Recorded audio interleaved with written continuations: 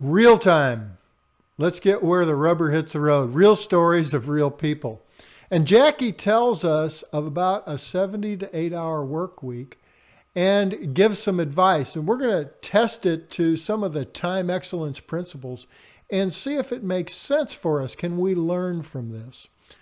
And that's the hope, is that we can learn from each other on occasion and find out what works and what doesn't. Well, here's what Jackie says. I've been a working single parent for 25 years. Well, right off the bat, we hit some of those hot spots we just learned about. Working and single parent. So the parent, the single, the working is all things that will add to a time crunch situation. Some of those years working real 78 to 80 hour weeks.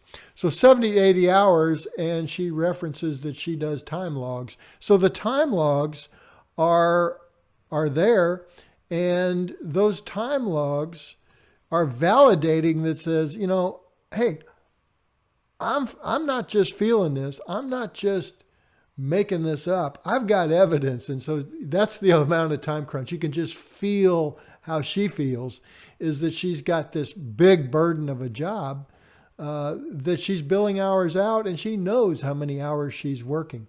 And even to emphasize it, she says, and that doesn't even include commute time. So those of us that have worked a long distance away, we know commute time can eat up a lot of time. That can be a big waste. So here's a person that says, I'm working 70 to 80 hour weeks. I am not including my commute time in that. And I am a single parent. And this is what I have found to work. And that's what we want to focus on today, is the recommendation. So Jackie recommends, one of the things, I'm quoting, I would recommend is to minimize the needs or requirements of anything outside of work, family, and yourself. So what I'm hearing, and you can see if you see the same thing, is that the solution Jackie has found is that she needs to limit her life, and she has focused on 3 areas: work, family, and yourself.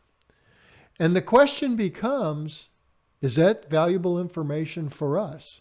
Is that something that we can take home and say, well, if I am in that time crunch category, I should limit things down to work, family, and yourself. And so let's take a look at that briefly and put some thoughts together on priorities and focus, because that's really what she's talking about. She's saying my priority and my focus, and I have cut everything else out of my life except those 3 key areas. So our first thought is, everyone is unique. And when we teach and train time excellence and implement change, we like to remember that everyone is unique. Your situation is not my situation, is not your neighbor's situation. And usually one priority set doesn't fit everyone.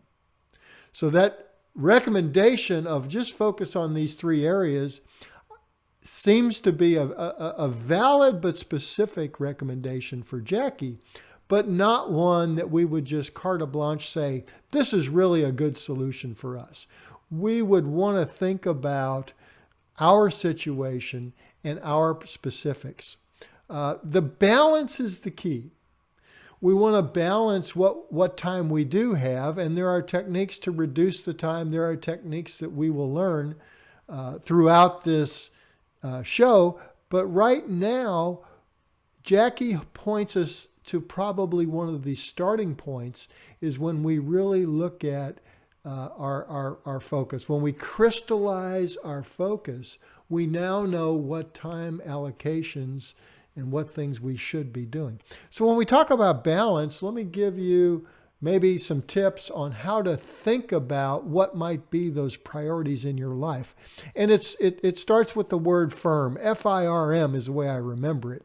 F stands for faith. There are priorities in many people's lives that are faith-based, and we want to think that's inside that category and pull those out and consider those.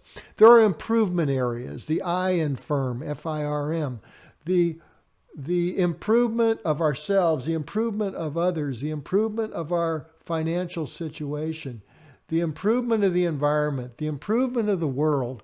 All of those can play into this thought. Our relationships. Think about buckets of relationships that are important and really deserve time and need to be at the top of the list. And then finally, the M in firm is mandatory. Think about mandatory things. And what I think you'll find is that these categories are not important as far as arguing over, well, should it be in relationships or should it be in improvement? The key is to not lose sight of a segment of your life that is or should be important and focus on those key areas. And if you were to list those out, if you were to pick the top 7, just to pick a number, what would they look like? And my guess is they're going to be different than Jackie's.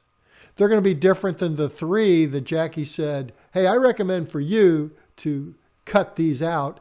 And I would say that worked in her life, and what she is telling you is her advice on what worked for her.